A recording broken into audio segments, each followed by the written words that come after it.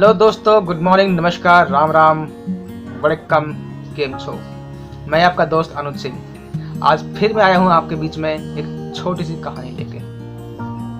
तो कहानी कुछ यूं है दोस्तों कि एक छोटा सा लड़का था, 10-11 साल का होगा।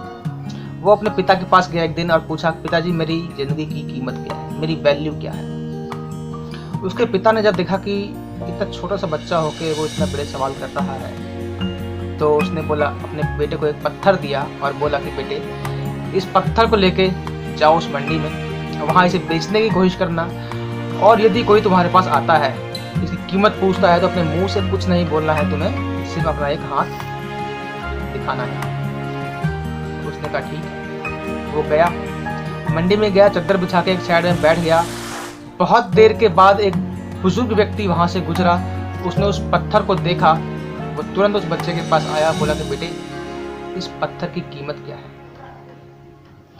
बच्चा अपने पिता के कहे अनुसार कुछ नहीं बोला और सिर्फ अपना एक हाथ ऐसे दिखा दिया। उस बूढ़े व्यक्ति ने बोला, अच्छा, इस पत्थर की कीमत 500 रुपए है, ठीक है, मैं इसे खरीदने को तैयार हूँ।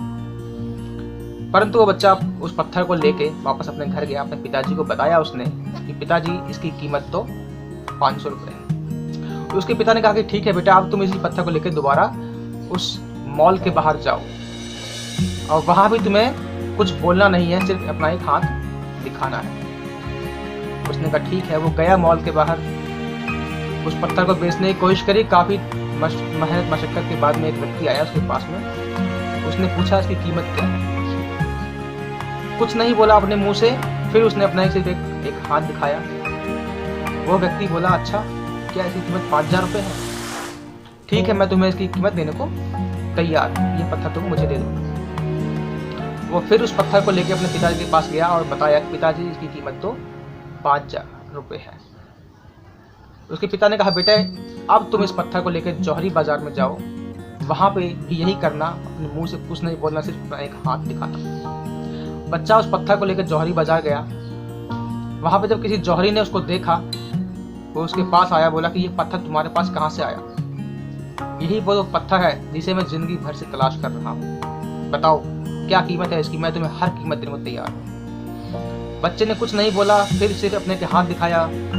जौहरी ने बोला, अच्छा, 5 लाख रुपए, ठीक है, मैं तुम्हें अभी 5 लाख रुपए देता हूँ, तुम यह पत्थर मुझे दे दो। वो बच्चा उस पत्थर को लेकर वापस अपने पिता के पास गया और बोला, पिताजी, जौहरी बाजार में तो इसकी कीमत 5 लाख रुपए, पर ये कैसे हो सकता है, यही पत्थर मंडी में 500 का था, म्यूजियम मॉल के बाहर 5000 का और जौहरी बाजार में 5 लाख का। तो उसके पिता ने कहा, बेटे, यही तुम्हारी जिंदगी का सबक है, यहीं से तुम्हारी जिंदगी की वैल्यू डिसाइड होती है कि तुम कहाँ पर हो, किन लोगों के बीच में हो।